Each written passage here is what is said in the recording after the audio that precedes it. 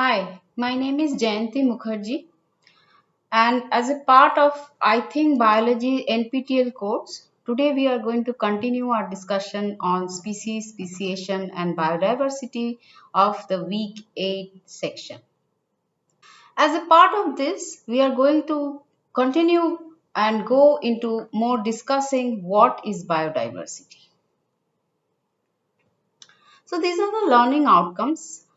We have already recapped evolution through understanding what species are, what are the controversies around species, how did species come into being or speciation for that matter. And now today's lecture we are going to go to understand what is biodiversity and how can we measure it. So let's get started. Biodiversity, as we know, or is defined as the variety of organisms present and interacting in an ecosystem. So this is what normally we know. Whenever someone tells us what is biodiversity, we always think that it is the organisms present in the ecosystem. But is it always true? And how does researchers or scientists actually define it?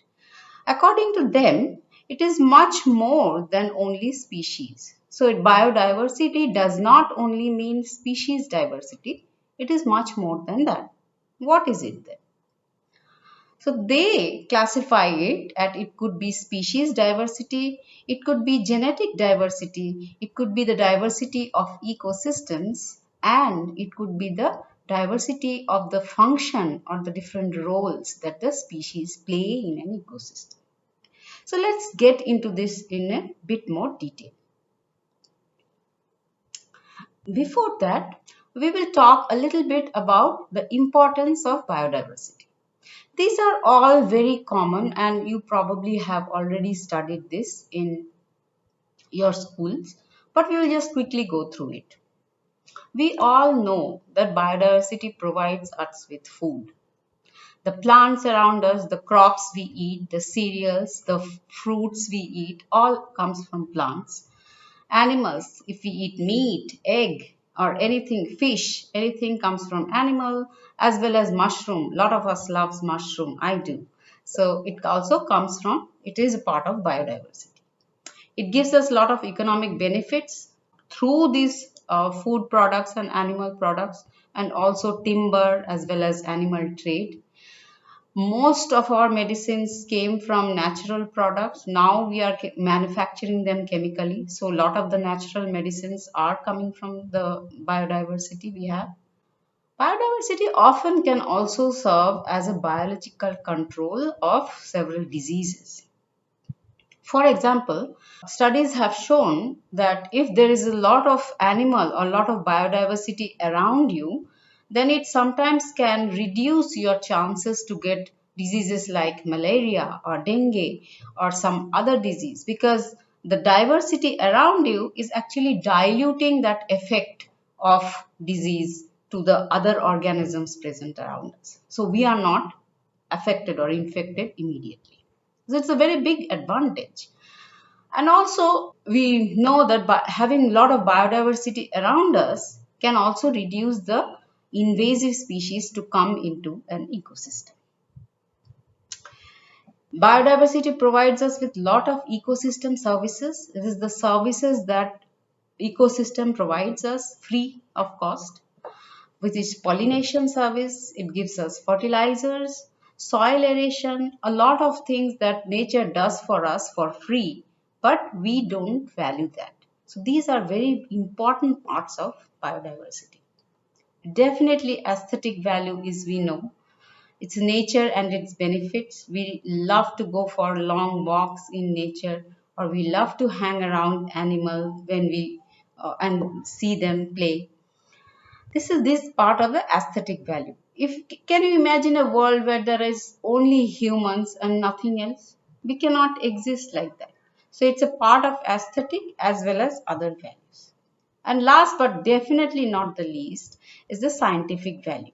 So we know today of evolutionary science, anatomy, of physiology, of behavior and ecology by doing research on these biodiversity time after time.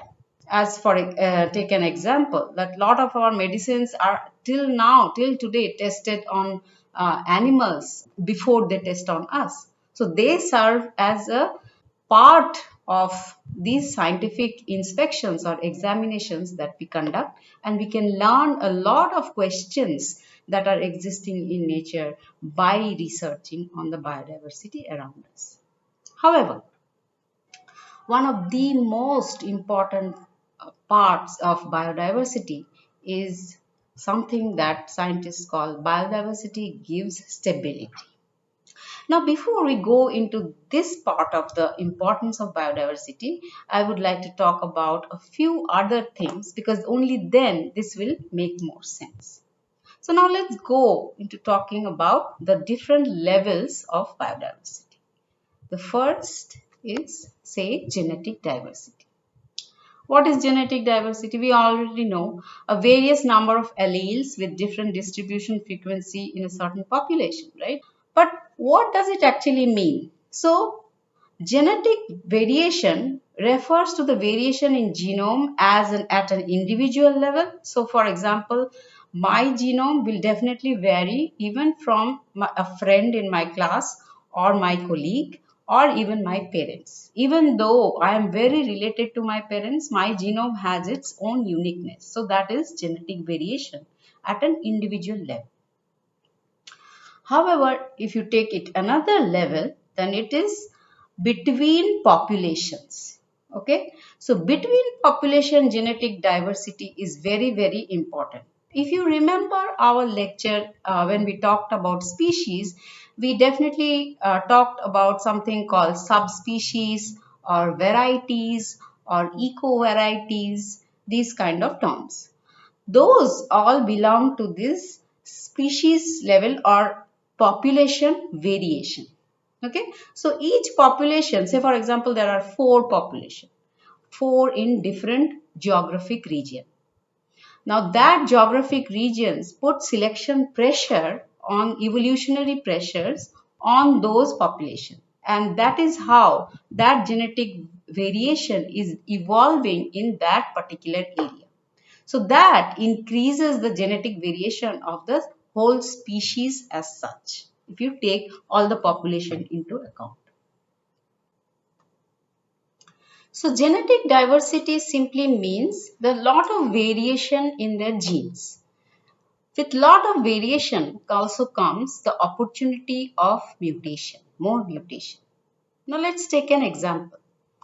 Say this three cute little population of fishes. In this orange population, say they are subjected to polluted water. And these, because they have the genetic variation, they develop a mutation which can give them very much tolerance towards a lot of heavy metals or pollutants. Say the second population has been exposed to warmer water, and they develop resistance or tolerance towards warm conditions. Whereas this last population, the third one, actually is subjected to cooler region, and they evolved a tolerance of colder variation. So when you bring these all population individuals together, and as such you look at the species genetic variation, then the species gene pool will have all these variation and good genes for tolerating cold climate, tolerating warm climate, as well as being resistant to pollutants. So this is a big advantage of having a larger gene pool. So safeguarding the genetic diversity in of all kingdoms of life provides the necessary basis for populations to adapt to changing conditions, simply put. Now let's go to the next level of diversity, which is nothing but species diversity, most common form of diversity which we know. Variety of species in an area. Now here are the species level variation. This is, if you remember our lecture from the what are species, there are a lot of confusion or controversies around what a species are. However, irrelevant other than that, You can always say, for example, if you take this figure, the green figure here, you can always say that this is a crab and this is a shrimp, this is a fish, this is a plant or something else. So at least we know by looking at their morphology that they are different varieties or species. So counting those gives us an idea of the diversity of that area. So species diversity is a measurement of species richness combined with evenness. These are the two terms that we are going to talk about a bit more, which means it takes into account not only how many species are present, but also how evenly they are distributed in numbers in these areas. So what does that mean, evenly? Let's take a look. Say for example, there are two communities here, community 1 and community 2. You can see that both the communities have species A, B, C and D, right? But in the first community, all these species are present as a proportion of 25%. So 1/4 of them equally distributed, right? This is equality you can say. All the species have equality. But in the community 2, you will see species A is much more dominant, species B is very less abundant, species C also very less abundant, D is little bit higher but not that high. So species A is actually dominating this community or landscape. Now if you compare these two communities, what would be your diversity? This is what we are going to do in a while through an exercise using Excel. Okay, but for now, just to know that these species diversity can be measured using a lot of different indices. One of them are Shannon-Weiner index, there are Simpson index, Chow index and many more. In fact, this field of research is so popular that even now scientists are working on different indices to measure biodiversity in an ecosystem. So after species diversity, we will now talk about something called ecosystem diversity or habitat variation. Why that is important? Because ecosystem addresses the combined characteristics of biotic, which is biodiversity, and abiotic, which is geodiversity properties. Because these both are always interacting, right? They are not separate from each other. And these interactions are giving rise to an ecosystem. That is the reason, a desert looks very different than a tropical rainforest, which also looks very different from a scrubland. And these interactions matter because these interactions are with the current climatic conditions.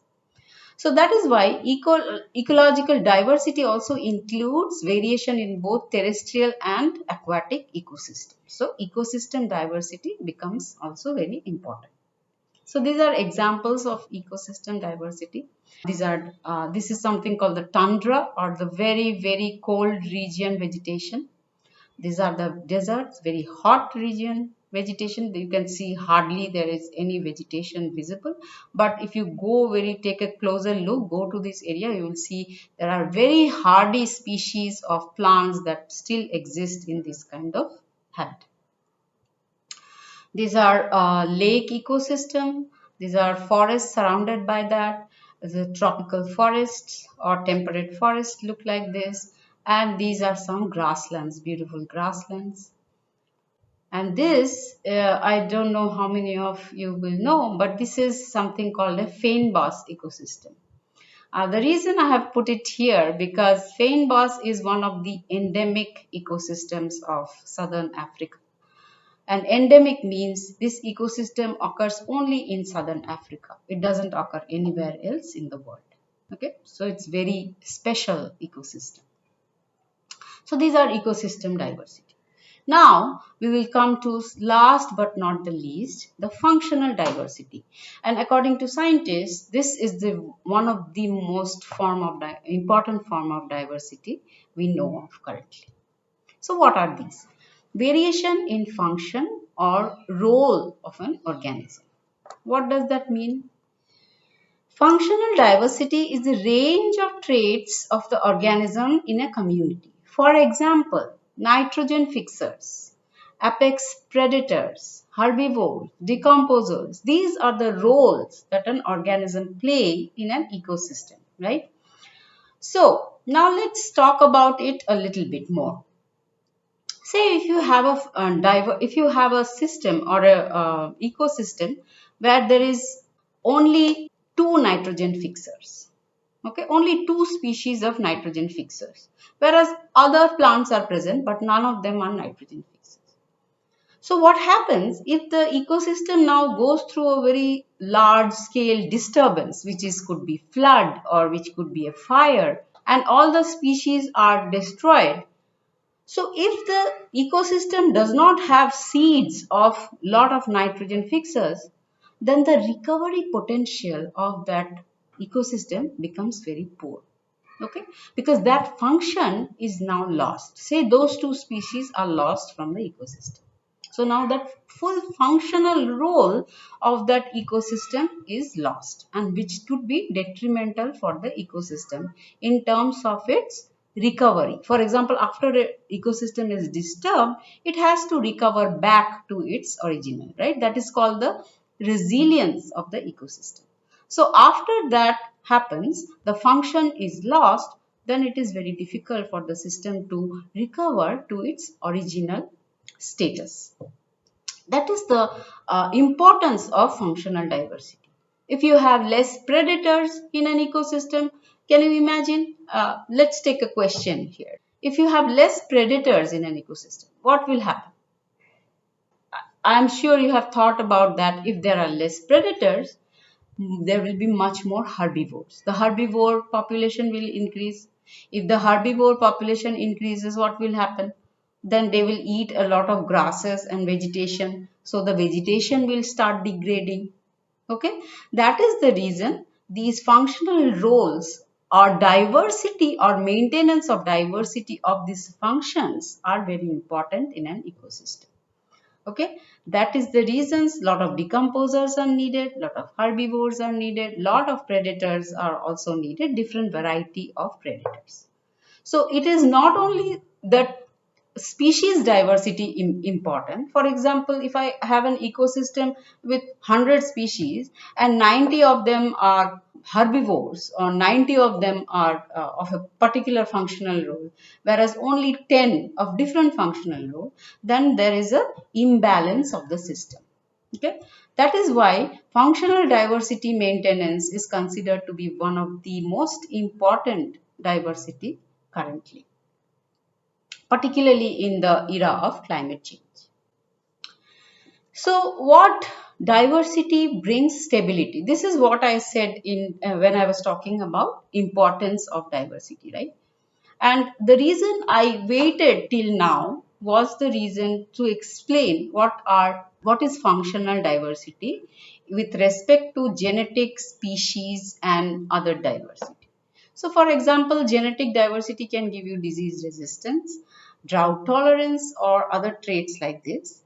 Species are insects, cats, dogs, humans. Whereas functions, if you lose, then it is becoming very difficult to maintain the diversity of an ecosystem.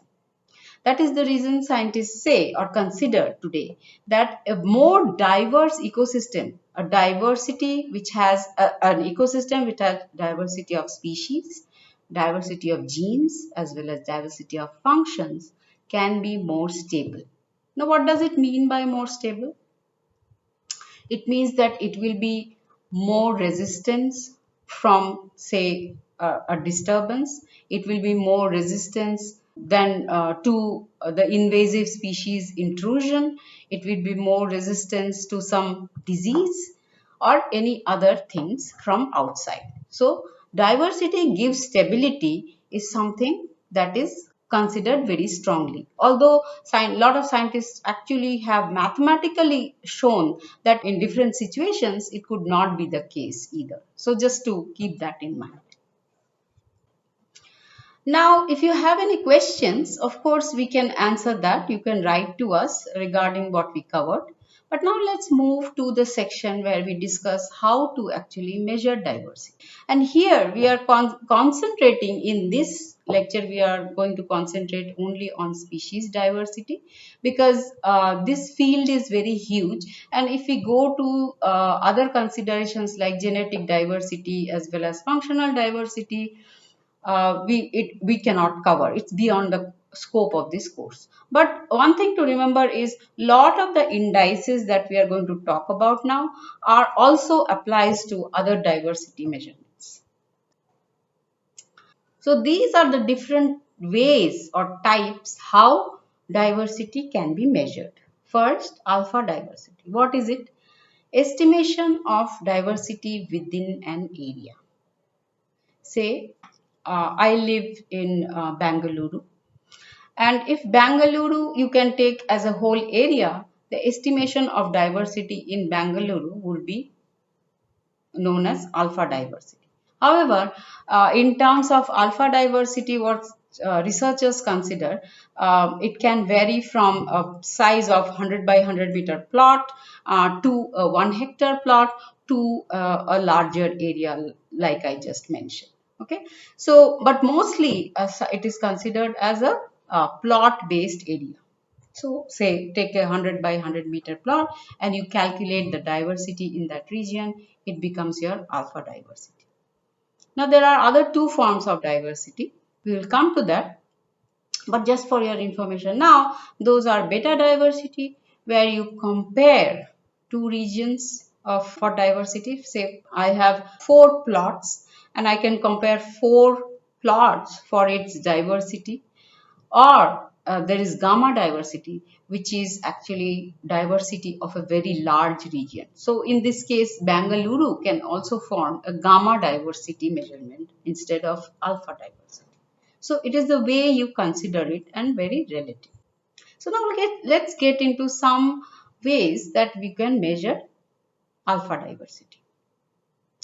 Two things now, as we already said, becomes very important. One is the species identity, the number of species in a given area, and the species evenness or species distribution, that is how abundant that species is.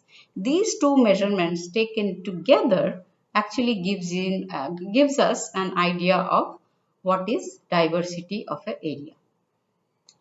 We are today going to talk about only one index, which is Shannon-Weiner index. It is very commonly used till date, and we are going to just look at how it is measured. And similarly, if you are interested, there are lots of literature references available. You can always go and look it up and do do the calculation based on those indices. So for example, Shannon-Weiner might be very good and applicable for certain habitats or certain sampling designs, whereas other indices could be more appropriate for other sampling designs. So that is the reason we are just going to concentrate on one today. The Shannon-Weiner index. It is calculated, so H is the Shannon-Weiner index. It's calculated as with this formula, which is Pi summation of Pi times log Pi. So as you can see, I have put here, Pi is the proportion of individuals of the ith species. So for example, this is a species A in community, the proportion is 25% or 1 by 4, right?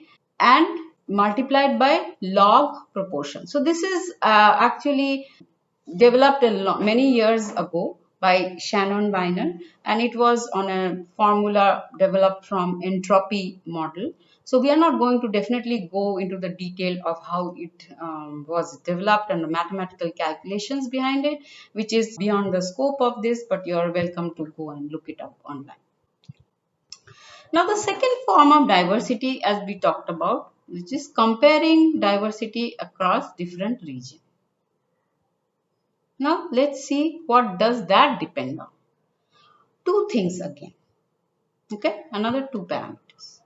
Something that is called species nestedness. So a lot of you might have already, you might know that what is alpha diversity and Shannon-Weiner index, but a few people actually knows about beta diversity, but it's a very important index when it comes to comparison of two different areas. Okay, we will talk a little bit about its application pretty soon. Species nestedness, a measure of how similar are the areas in species composition. And second is species turnover, a measure of how unique are the areas in species composition. So it's just the other side of a coin. Okay, one is similarity and one is dissimilarity. So let's see, take an example. In this figure, you see species. So these are four sites, site A, B, C and D. Okay, and let's see, there are three plots in each of these sites, site A1, A2 and A3. So within this bigger site A, there are three different plots or sites, you can say, same for all the others, and there are species 1 to species 12. So you can see from this area, let me take out the pen here, right? So there are 1 to 12 number of species in this first area. Compared to that, site A2 has 1 to 4. Compared to that, site A3 has 1 and 2. So now if we consider alpha diversity here, then you can see that definitely site A has more richness, which is species identity. Then site A2, which has just 4 different species, compared to site A3, which has only 2, which is the least diversity among these A, right? But when we talk about beta diversity, now see what is nestedness. So the measure of how similar these species are, which means that 1, 2, 3 and 4 is also found in site A. So these site A2 has no unique species. Okay, but it is fully nested within site A, or fully there is an overlap of within site A. Now, if site B or site A2 had species like 13, 14 or something else, then it would have a unique species, which we can see in site next thing, which is site B. Let's take a look at site B1. It has 1, 2, 3, 4, 5, 6 species.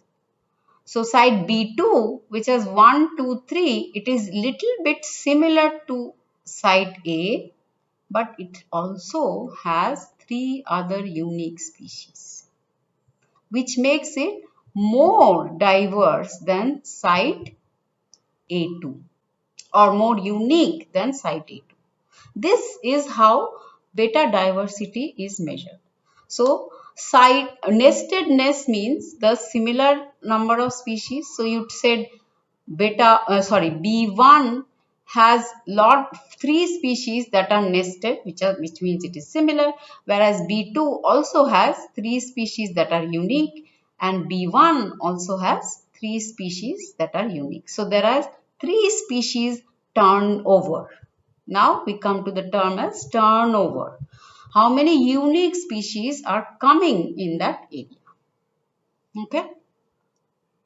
So these two other D and C are also same way you have to look at it.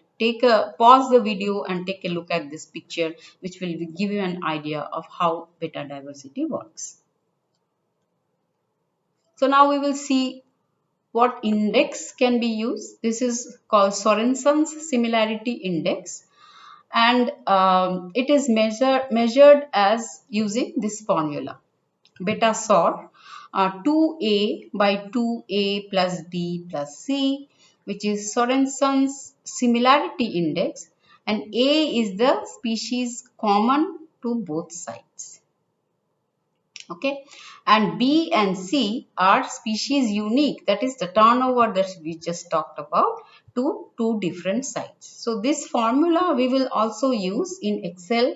Now we will go and we will see how we can compare these communities or sites using this beta diversity index.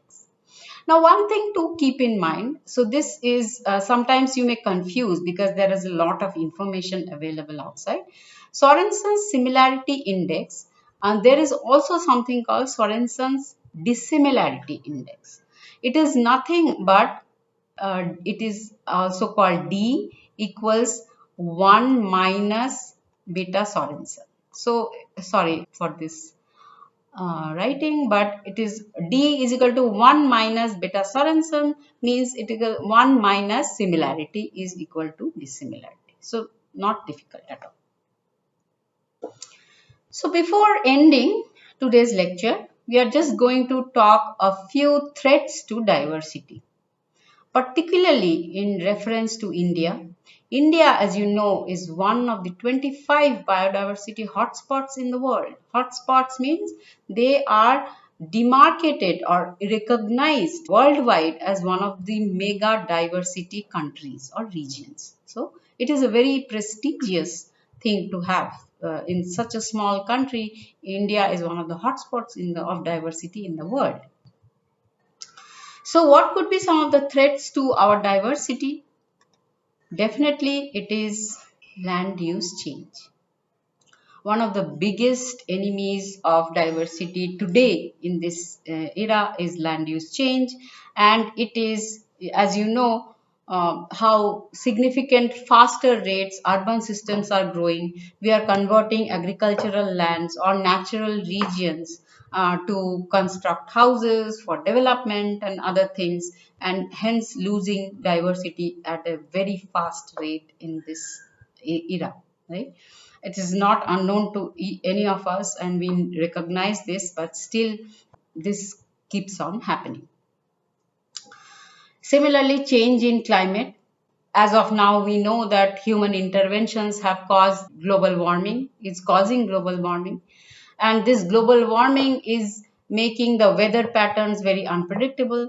And weather patterns, very unpredictability is actually impacting diversity, which is not able to cope up with this unpredictability of weather or actually severity or extremity in weather conditions. So a lot of biodiversity is at threat because of these changing climate patterns. Pollution and nutrient load is one of the most important points. Lot of species are actually dying or getting loaded with pollutants. Some of them we don't even know. So if you see this graph on the right hand side, you will see threatened species, the threats are still low, right? This is because of insufficient information. Okay, it's not that it is the threatened species are it's much more safer, but it's a lot of threatened species which are being impacted by climate, being impacted by pollution. We have insufficient information even to study them. So that's the reason some of these species we don't even know what are the threats. Okay, over exploitation. The humans have caused exploitation. So not only animal products. Now we are we are have eaten a lot of animals and drove them to extinction. Every day basis there are wildlife trade and all these things have you are aware of that is happening simultaneously, and we are now going into moving towards exploiting insects for food, exploiting other things for food. So whichever we are doing, we don't seem to be doing it in a very sustainable way. So that is the crux of everything. Over exploitation can lead to degradation or the detriment of other species. But if we do this exploitation in a more sustainable way, right, then it becomes better, or we are in a balance with nature, it is called. So then we limit or reduce the threats to diversity. and also invasive species. So a lot of these urbanization as well as interaction or global transport systems these days have caused increase in invasive species which are intruding into new areas and causing the threats to native species in that region. So some of these things are very important points to remember which can cause threats to our biodiversity. With that, we will end this lecture and hope you learned something new. How to measure diversity, alpha and beta diversity we talked about diversity of genes, species, ecosystem and function, and then at the end threats to biodiversity. Thank you, and we will see you in the next lecture.